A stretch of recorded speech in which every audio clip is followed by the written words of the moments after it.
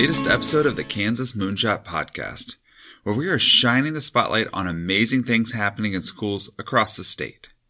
Whether you're one of the Mercury, Gemini, or Apollo schools launching some amazing redesigned plans, or a teacher trying to do something a little different, I want to share your story. The goal is to celebrate the awesomeness all around us. Now, there's no guest on this week. It's just me. I have some great guests coming up in the near future, but for now, it's another segment of Random Thoughts from Josh. This week's episode, I really wanted to focus in on this idea of mentorship and the idea of imitation.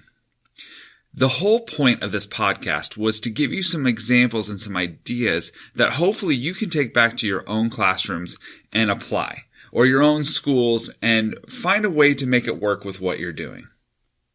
Now, I found some really great quotes on leading by example, but before I launch into those, I just wanted to share, I try every time I come up with a practical real world application to something we study in class, I try to share it with my students. So today I was preparing for this podcast and I was like, I would love to start off with a quote that would lead into a discussion of leading by example.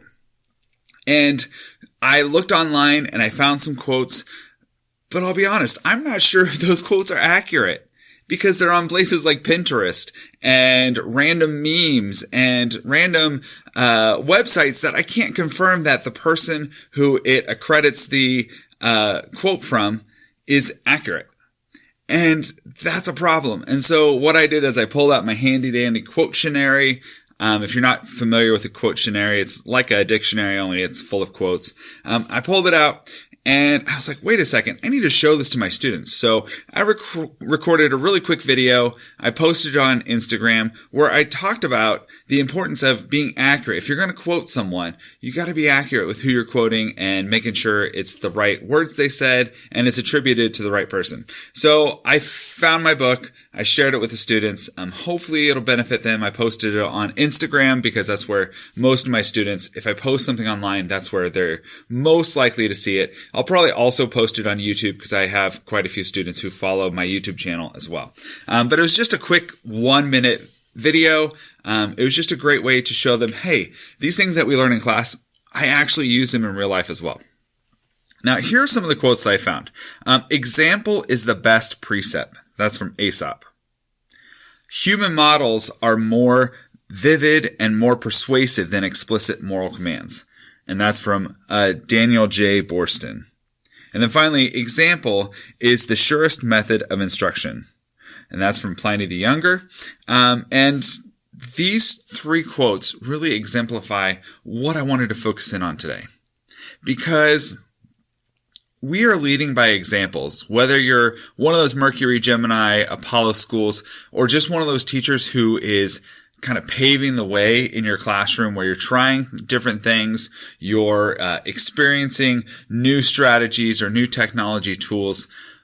Those are great. And I love that you're paving the way for that. But you have to realize that there are other people who watch what you do, especially if you are known within your school community as a pioneer, someone who's trying new, interesting things out.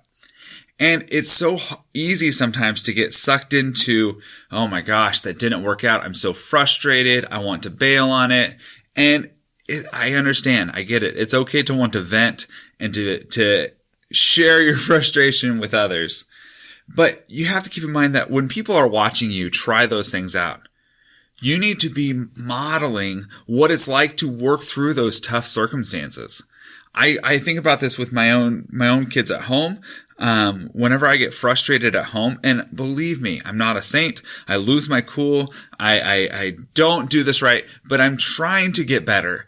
I guess that's really what I would say here is this is more a personal reflection for me of something that I want to continue to grow on is I know that my own two kids, my daughter's 10, my son is 5, and I know with my own kids, I have to constantly be thinking about the fact that they're watching what I do. And when I get frustrated with something, they see my reaction to it. So if I spill something, the other day, Oh, it was such a bad start to the day.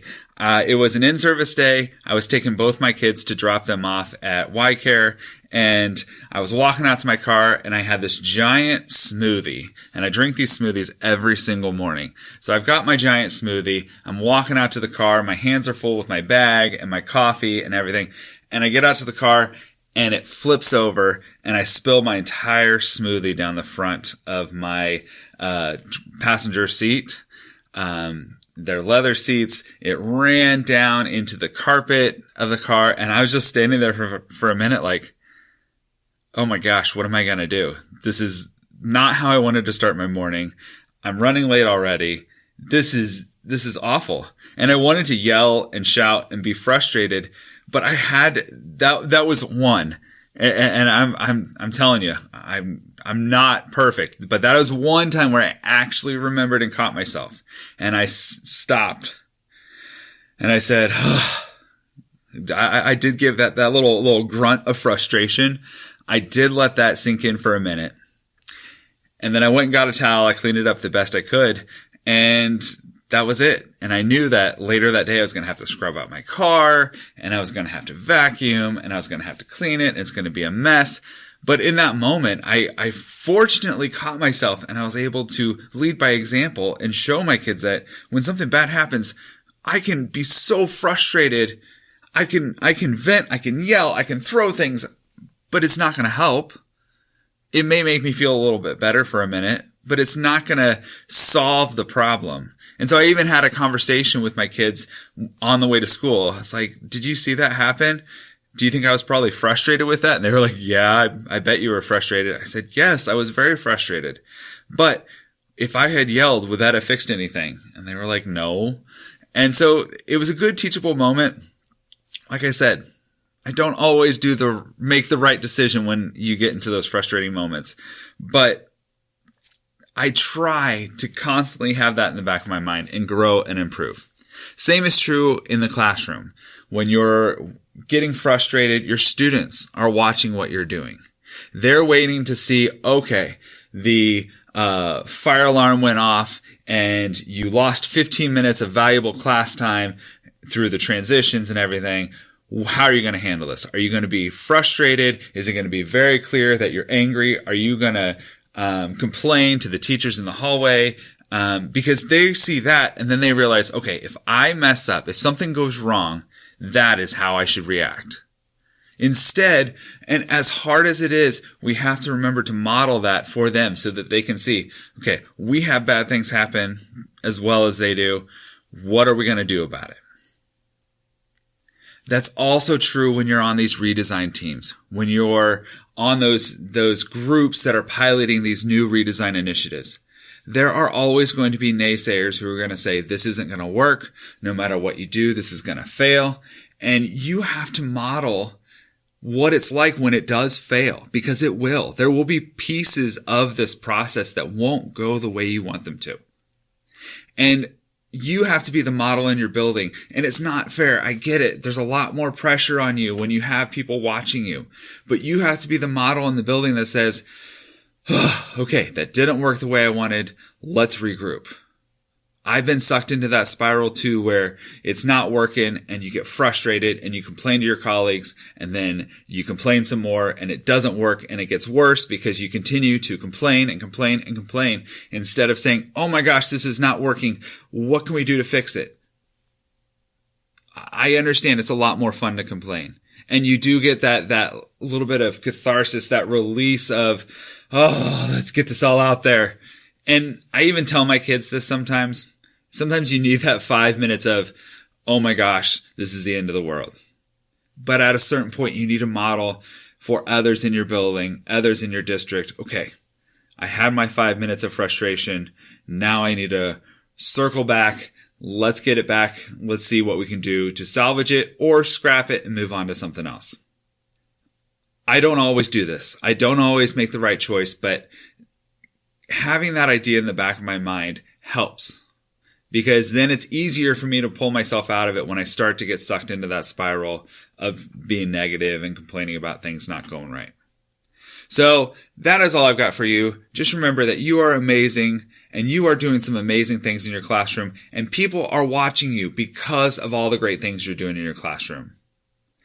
I hope you have a great week. That is all I've got for this episode of the podcast. Now, there are a couple of things I wanted to do a quick shout out for.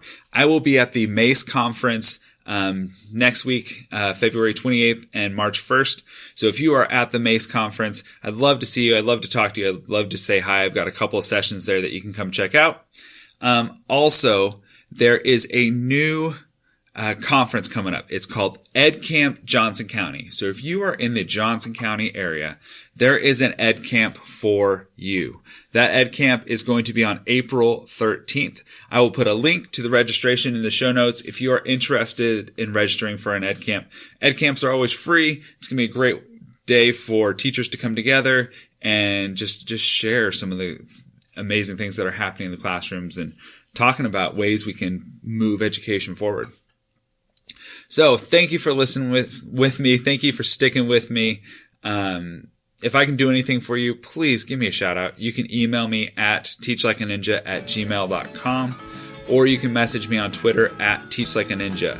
And I know people say that, yeah, just reach out to me, reach out to me. I mean it. Reach out to me. I'd love to help you out any way I can. That is it for this episode. I've been your host, Josh Stock, 6th grade language arts teacher at Santa Fe Trail Middle School and self-proclaimed awesomeness expert. Until next time, book it forward and be awesome.